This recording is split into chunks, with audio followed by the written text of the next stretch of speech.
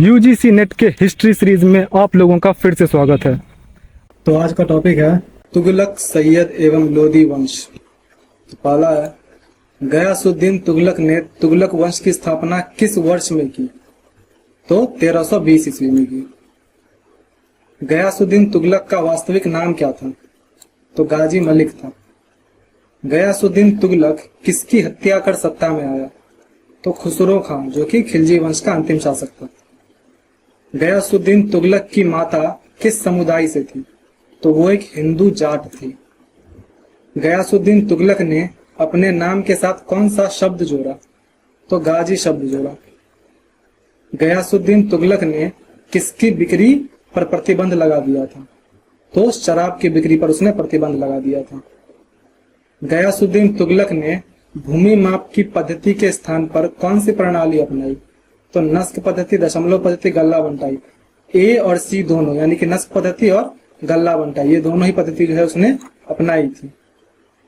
गयासुद्दीन तुगलक ने भूमि कर को कितना कर दिया था? तो 1/3 कर दिया था। इससे पहले जो है अलाउद्दीन खिलजी के टाइम पे वो 1/2 था।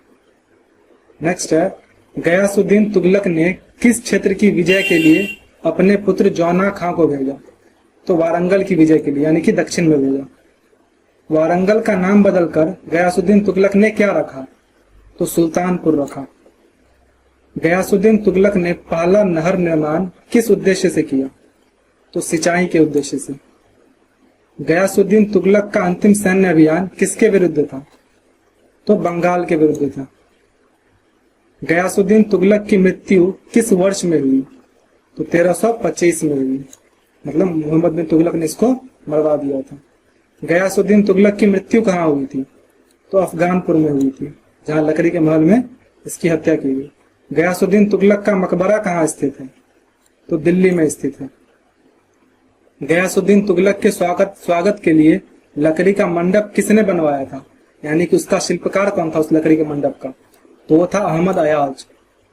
गयासुद्दीन तुगलक के समय वारंगल के शासक को हराकर किसने अपने अधीन किया? तो जौना खां उर्फ मोहम्मद बिन तुगलक।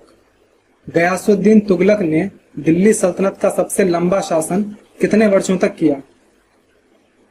गयासुद्दीन, सॉरी ये गलती लिख दिया, मतलब इसको पूछना चाह रहा था। अगर ऑप्शन के अकॉर्डिंग देखा जाए तो दिल्ली सल्तनत में सबसे लंबा समय तक किस वंश का शासन रहा? तो तुगलक वंश का, और तुगलक वंश ने 94 साल तक शासन किया। नेक्स्ट है, गयासुद्दीन तुगलक ने किस संत के साथ मतभेद रखे थे? तो निजामुद्दीन औलिया के साथ। हुनूज दिल्ली दूरस्थ कथन किसने कहा था? तो निजामुद्दीन औलिया ने कहा था। गयासुद्दीन तुगलक के समय मंगोल आक्रमण कब हुआ? तो 1322 ईस्वी में हुआ था। गयासुद्दीन तुगलक ने किस पद के अधिकार को समाप्त नहीं किया? तो किस्मत खोती को उसने समाप्त नहीं किया। गयासुद्दीन तुगलक ने किस नीति को अपनाया था? तो उदार नीति को अपनाया। बरनी के अनुसार गयासुद्दीन तुगलक के समय न्याय व्यवस्था कैसी थी? तो उदार थी। गयासुद्दीन तुगलक के काल में दिल्ली सल्तनत के डाक व्यवस्था को कैसा बनाया गया? तो संगठित और तेज। मोहम्मद बिन तुगलक का उपनाम क्या था? तो अबुल मुजाहिद। मोहम्मद बिन तुगलक का राज्यारोहण कहाँ हुआ था? तो बलबन के लाल महल में। मोहम्मद बिन तुगलक के शासन काल में अंतिम मंगोल आक्रमण कब हुआ? तो 1328-29 में हुआ। मसालिक उल अबसार नामक अरबी रचना किसके काल में लिखी गई? तो एमबीटी के काल में। जौना खां को राजमुंदरी अभिलेखों में किस उपाधि से संबोधित किया गया है? तो दुनिया का खान कहा गया। यहाँ पे जो है गलती लिखा गया है, दुनिया का खान होगा। बर्नी ने मोहम्मद बिन तुगलक की कितनी मुख्य योजनाओं का उल्लेख किया है? तो 5 मुख्य योजनाओं का। दोआब में कर वृद्धि किस वर्ष शुरू की गई थी? तो 1325-26 में। अकाल के समय मोहम्मद बिन तुगलक ने किस स्थान पर निवास किया था? तो स्वर्ग द्वारी में। मोहम्मद बिन तुगलक ने अकाल पीड़ितों की सहायता के लिए कौन सा विभाग स्थापित किया? तो पहली बात तो इसने जो है अकाल पीड़ितों के लिए एक तो दीवाने कोही नामक विभाग जो है उसने स्थापित किया ही, और साथ ही उसने जो है तकावी ऋण भी प्रदान किया। राजधानी को दिल्ली से देवगिरी कब स्थानांतरित किया गया? तो 1327 ईस्वी में। देवगिरी का नया नाम क्या रखा गया? तो दौलताबाद। किस इतिहासकार ने दौलताबाद को एक गुमराह शक्ति का स्मारक कहा है? तो स्टेनले लेनपुल ने कहा है। सांकेतिक मुद्रा किस वर्ष चलाई गई? तो 1329 ईस्वी में। सांकेतिक मुद्रा के रूप में कौन सी धातु का उपयोग किया गया था? तो कांसा और पीतल। किसने मोहम्मद बिन तुगलक को प्रिंस ऑफ मनियर्स यानी कि धनवानों का राजकुमार कहा है? तो एडवर्ड थॉमस ने। खुरासान अभियान किस वर्ष हुआ? तो 1332 से 34 ईस्वी में। कराची अभियान का नेतृत्व किसने किया था? तो खुसरो मलिक ने किया था। मोहम्मद बिन तुगलक के समय सबसे अधिक कितने विद्रोह हुए? यानी कि टोटल कितने विद्रोह उस टाइम पे हुए थे? तो 34 विद्रोह हुए थे, जिसमें से 27 विद्रोह जो है वो दक्षिण में ही हुए थे। मावर का स्वतंत्र करने वाला पहला शासक कौन था? तो जलालुद्दीन हसन खान था। बहमनी साम्राज्य की स्थापना कब हुई? तो 1347 ईस्वी में। विजयनगर साम्राज्य की स्थापना किसने की? तो हरिहर और बुक्का ने। वारंगल का स्वतंत्र शासक कौन बना? तो मलिक हाजी इलियास। मोहम्मद बिन तुगलक की मृत्यु कहाँ हुई? तो ठट्टा में जो कि सिंध में। मोहम्मद बिन तुगलक की मृत्यु किस वर्ष हुई? तो 1351 ईस्वी में। मोहम्मद बिन तुगलक के समय कौन सा प्रसिद्ध संत उपस्थित था? तो चिराग देहलवी उपस्थित था। मोहम्मद बिन तुगलक ने अकाल संहिता को क्या कहा? तो उसलूम कहा। दीवान कोई विभाग किस उद्देश्य के लिए था? तो किसानों को ऋण देने के लिए था। देवगिरी को कुव्वतुल इस्लाम किसने कहा है? तो इसामी ने कहा। दौलताबाद स्थानांतरण का कारण बरनी ने क्या बताया? तो साम्राज्य के केंद्र में स्थिति। सांकेतिक मुद्रा योजना क्यों विफल हुई? तो नकली सिक्कों का निर्माण। नकली कांसे के टंके मिलने पर सुल्तान ने क्या किया? तो कांसे के बदले चांदी के सिक्के दिए। मोहम्मद बिन तुगलक से पहले सांकेतिक मुद्रा किसने चलाई थी? तो कुबलाई खान जो था चीन का, उसने भी चलाई थी, और गया खातू खान जो था उसने भी चलाई थी। तो इन दोनों ने ही चलाई थी। मोहम्मद बिन तुगलक के सोने के नए सिक्के का नाम क्या था? तो दिनार था। मोहम्मद बिन तुगलक के चांदी के नए सिक्के का नाम क्या था? तो अदली था। खुरासान अभियान किसके विरुद्ध था? तो अबू सईद के विरुद्ध था। खुरासान अभियान में कितनी सेना तैयार की गई थी? तो 3,70,000। कराची अभियान किस क्षेत्र में हुआ था? तो कुमाऊं क्षेत्र में हुआ था। मोहम्मद बिन तुगलक के समय सबसे अधिक विद्रोह कहाँ हुए? तो दक्षिण भारत में हुए। अवध के सूबेदार आइन उल मुल्क ने कौन सी पुस्तक लिखी? तो इंशा ए महरू लिखी। माबर की स्वतंत्रता की घोषणा करने वाला शासक कौन था? तो जलालुद्दीन हसन खान था। विजयनगर साम्राज्य की स्थापना किस वर्ष हुई? तो 1336 ईस्वी में हुई। बहमनी साम्राज्य के संस्थापक कौन थे? तो हसन गंगूर अलाउद्दीन बहमन शाह। मोहम्मद बिन तुगलक के शासनकाल में बंगाल का स्वतंत्र शासक कौन बना? तो मलिक हाजी इलियास। मोहम्मद बिन तुगलक की मृत्यु किस अभियान के दौरान हुई? तो गुजरात अभियान के दौरान हुई थी। मोहम्मद बिन तुगलक की मृत्यु किस तारीख को हुई? तो 20 मार्च 1351 को। मोहम्मद बिन तुगलक के समय कौन सा संत उनके दरबार में उपस्थित था? तो चिराग देहलवी। मोहम्मद बिन तुगलक के शासन में खलीफा का नाम किस पर अंकित किया गया? तो ये लिखा हुआ है कि सिक्कों पर और खुतबा किसके नाम का पढ़ा गया और सिक्कों पर किसका नाम चलाया गया? तो खलीफा का। मामलूक वंश के किस सुल्तान की तरह मोहम्मद बिन सुल्तान ने खुद को ईश्वर की छाया माना? तो बलबन की तरह। जैसे उसने जिले इलाही बोला था, वैसे इसने भी जो है जिले अल्लाह लिखवाया था। 1341 ईस्वी में खलीफा उत्तराधिकारी गयासुद्दीन मोहम्मद को कहां से बुलाया गया था? तो मिस्र से बुलाया गया था, और जो फिरोज शाह तुगलक था उसने इसे सम्मानित किया था, जबकि ये मिस्र में जो है भिखारी की जिंदगी जी रहा है। मोहम्मद बिन तुगलक ने किस धर्म के त्योहारों में भाग लिया और गंगा जल पिया? तो हिंदू धर्म के त्योहारों में भाग लिया। ये पहला था जिसने होली वगैरह में भाग लिया। मोहम्मद बिन तुगलक ने हिंदुओं को किस पद पर नियुक्त किया था? तो राजस्व अधिकारी के पद पर। सिंध का राजस्व अधिकारी किस हिंदू को बनाया गया था? तो रतन को। धारा का नायब वजीर किसे बनाया गया था? साई राज को। गुलबर्गा का वजीर किसे नियुक्त किया गया था? तो बाजरान इंद्री को। मोहम्मद बिन तुगलक ने सती प्रथा पर क्या किया? तो इसने समाप्त करने की कोशिश की। किस जैन विद्वान को मोहम्मद बिन तुगलक ने सम्मान दिया? तो जिन प्रभु सूरी को। मोहम्मद बिन तुगलक ने किन मंदिरों की यात्रा की थी? तो शत्रुंजय और माउंट आबू। माउंट आबू के जैन मंदिरों को किसने दान दिए? तो मोहम्मद बिन तुगलक ने। बदायूनी ने मोहम्मद बिन तुगलक की मृत्यु पर क्या कहा? कि सुल्तान को उसकी प्रजा से और प्रजा को सुल्तान से मुक्ति मिल गई। एल्फिंस्टन के अनुसार मोहम्मद बिन तुगलक में क्या था? तो पागलपन का अंश था। ईश्वरी प्रसाद के अनुसार मोहम्मद बिन तुगलक पागल क्यों नहीं था? तो उसने मनोवैज्ञानिक दृष्टिकोण से इसकी जांच की। मोहम्मद बिन तुगलक ने अपने शासन के अंत में क्या कहा? उसने कहा मेरा साम्राज्य रोगग्रस्त हो गया है। मोहम्मद बिन तुगलक किस विषय का बड़ा विद्वान था? तो वो था ज्यामिति, गणित और चिकित्सा का। मोहम्मद बिन तुगलक ने किस नीति को बढ़ावा नहीं दिया? तो उसने नस्ल आधारित नीति को बढ़ावा नहीं दिया, बल्कि योग्यता आधारित नीति को बढ़ावा दिया।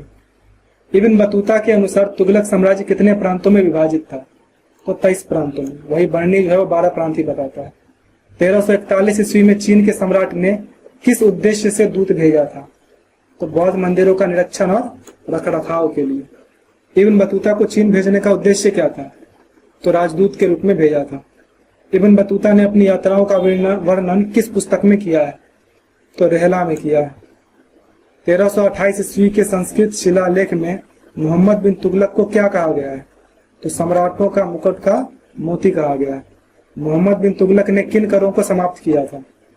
तो उच्च और जकात को छोड़कर बाकी सभी को समाप्त किया था। विदेशी अमीरों को क्या कहा जाता था? तो एज्जा कहा जाता था।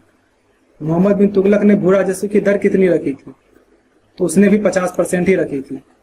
इख्ताओं की आय व्यय का हिसाब रखने वाली रजिस्ट्री को क्या कहा जाता था? तो हश में बहमलास्त कहा जाता था। वाली उल खराज पद का निर्माण किस उद्देश्य से किया गया था? तो राजस्व वसूली के लिए। मोहम्मद बिन तुगलक ने सबसे पहले किस पद्धति को लागू किया? तो भू राजस्व की ठेकेदारी प्रणाली। ऑलराइट, पहला सेट कंप्लीट होता है। अब नेक्स्ट सेट पे चलते हैं। फिरोज तुगलक का मूल नाम क्या था? तो कमालुद्दीन फिरोज। फिरोज तुगलक की माता किस समुदाय से थी? तो फिरोज तुगलक की माता जो है वो फिरोज तुगलक की माता राजपूत समुदाय से इसमें दिया हुआ है, और मोहम्मद बिन तुगलक दिया हुआ था जाट समुदाय से। भाई इसको एक बार कंफर्म कर लेना, मैं थोड़ा कंफ्यूज हूँ, हो सकता है बुक में गलती दिया हो। इसमें तो राजपूत दिया हुआ है वैसे। फिरोज तुगलक का राज्याभिषेक पहली बार कहाँ हुआ था? तो थट्टा सिंध में हुआ था। पहला राज्याभिषेक जो है थट्टा में हुआ था, दूसरा दिल्ली में। किस सुल्तान को मध्यकालीन भारत का कल्याणकारी निरंकुश कहा जाता है? तो फिरोज शाह तुगलक को कहा जाता है।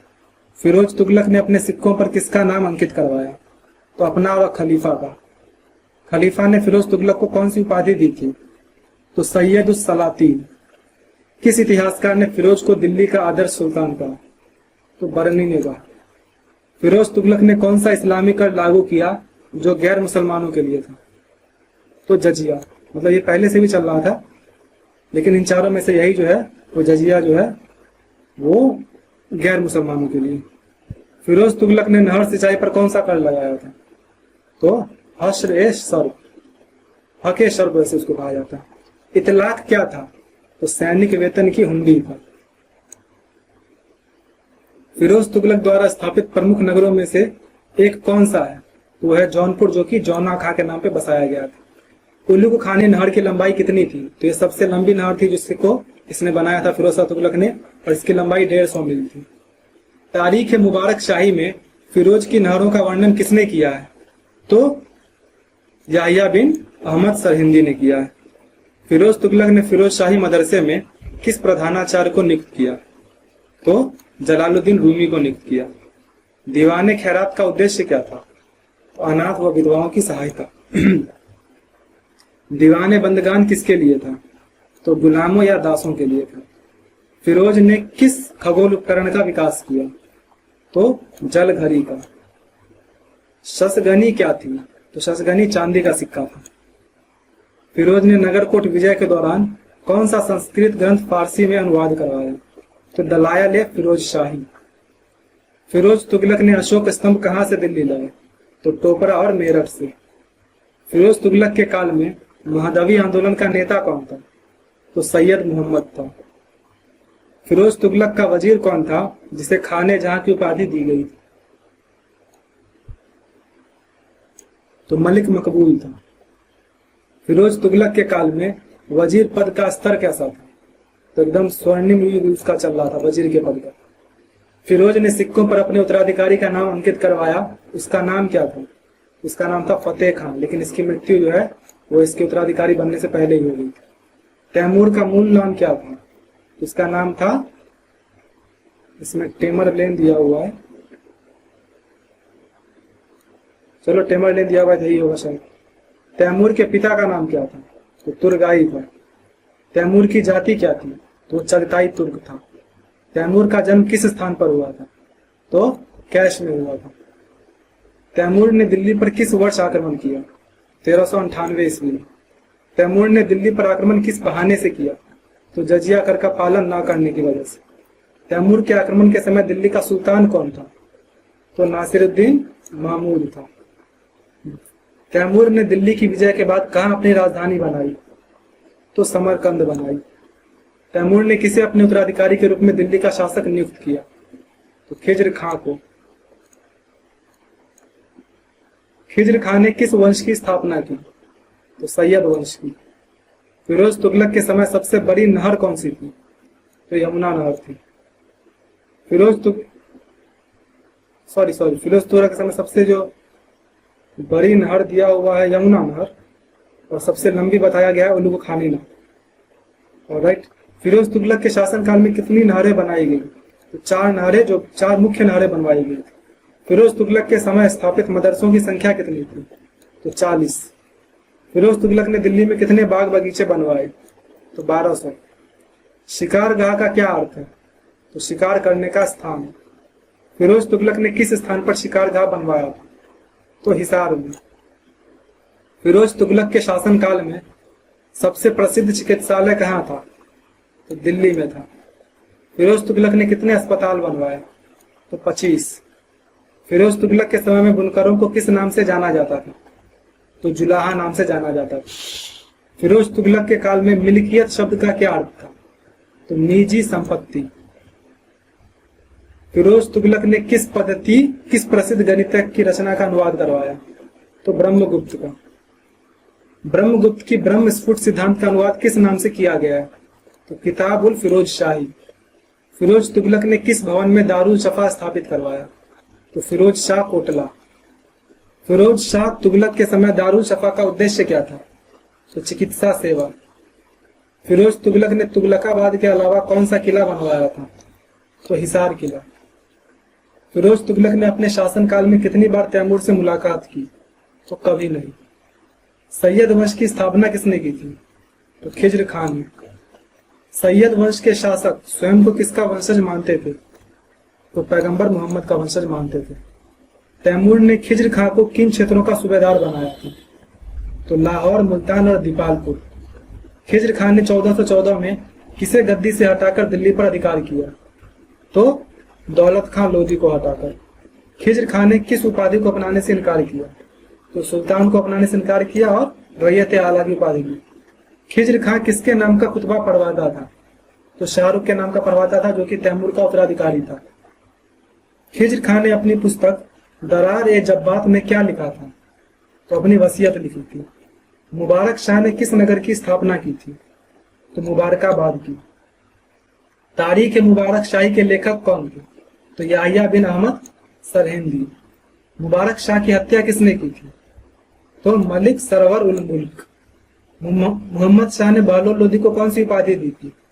तो खाने जहां की उपाधि दी थी। सैयद वंश का अंतिम शासक कौन था? तो अलाउद्दीन आलम शाह। लोधी वंश की स्थापना किसने की थी? तो बहलोल लोधी ने की थी। लोधी वंश किस मूल का था? तो अफगान मूल का था। बहलोल लोधी का बचपन का नाम क्या था? तो बल्लू था। बहलोल लोधी ने कौन सा सिक्का चलाया था? तो बहलोली सिक्का चलाया था। बहलोल लोधी का अंतिम आक्रमण किस पर हुआ था? तो कीर्ति वर्मा सिंह देव पर हुआ था। तारीख दाऊदी के लेखक कौन थे? तो अब्दुल्ला था। किसने कहा था हम सभी खुदा के बंदे? तो बहलोल लोदी ने कहा था। मतलब ये जो है अपने अफगान सरदारों के सामने समानता के सिद्धांत के लिए जो है ये बोला था, हम सभी खुदा के बंदे। सिकंदर लोदी का मूल नाम क्या था? तो निजाम खां था। निजाम खां निजाम शाह एक ही चीज है, लेकिन दो दो ऑप्शन में दे दिया है, तो इसलिए निजाम खां ही मानना। और वैसे निजाम खां निजाम शाह दोनों ऑप्शन में नहीं रहेगा। सिकंदर लोदी ने किस नगर की स्थापना की थी? तो आगरा की। सिकंदर लोदी ने 1506 ईस्वी में अपनी राजधानी कहाँ बनाई? तो आगरा में। देखो 1504 में आगरा की स्थापना की थी और 1506 में उसको राजधानी बनाया। सिकंदर लोदी की मृत्यु किस कारण हुई थी? तो गले की बीमारी की वजह से। सिकंदर लोदी के समय में किस नगर का किला पुनर्निर्मित हुआ था? तो बादलगढ़ का किला। सिकंदर लोदी के शासनकाल में गुप्तचर व्यवस्था कैसी थी? तो बहुत अच्छी थी। सिकंदर लोदी ने किस प्रकार का कर समाप्त किया था? तो जितने भी तरह के कर थे वो सब समाप्त करके सिर्फ जो अकॉर्डिंग है शरीयत के अकॉर्डिंग 4 कर है उसको रहने दिया था। उसके अलावा जो है उसने जो घड़ी कर और चरी कर है, सॉरी घड़ी कर चरी कर बोलो, सिंचाई के लिए जो कर था हक एशर उसको रहने दिया था।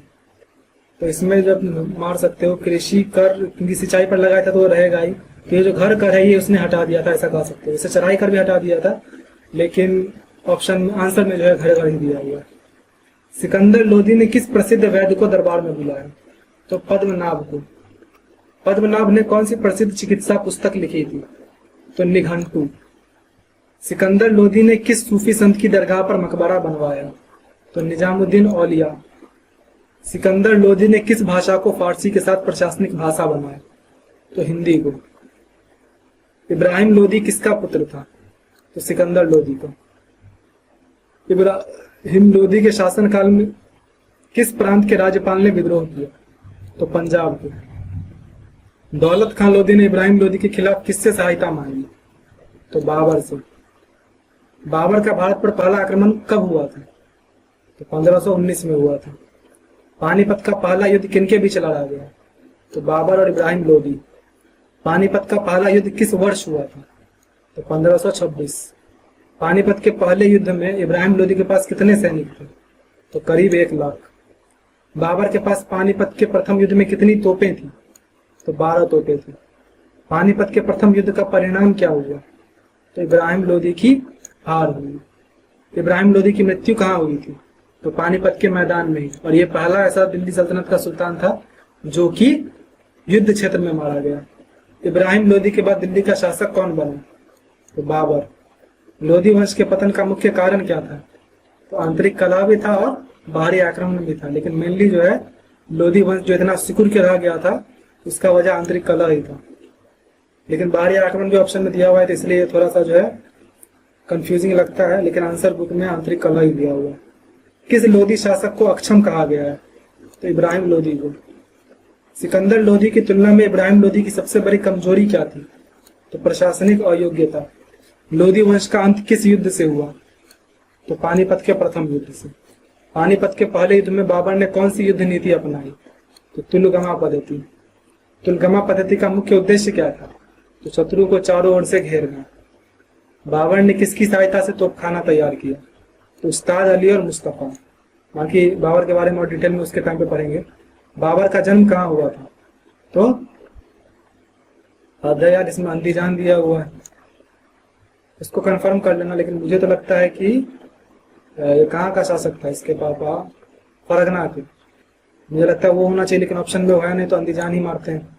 बाबर की मातृभाषा क्या थी? तो चगताई तुर्क थी। तो इस तरह से कंप्लीट होता है हमारा तुगलक, सैयद और लोदी। जब भी आप एमसीक्यूज प्रैक्टिस करना शुरू करें तो एक पेपर और पेन लेकर बैठें और 100 एमसीक्यूज में से आपके कितने सही हो रहे हैं इसको ज़रूर चेक करें और अपना स्कोर कमेंट करें, ताकि मैं भी आपके प्रोग्रेस को देख सकूं। बाकी रोज़ मैं आप लोगों को अपने नेक्स्ट डे का टॉपिक बता दिया करूंगा और आपको हर एक सोर्स से उतना पढ़ के आना है। चलिए ठीक है, मिलते हैं फिर नेक्स्ट वीडियो में।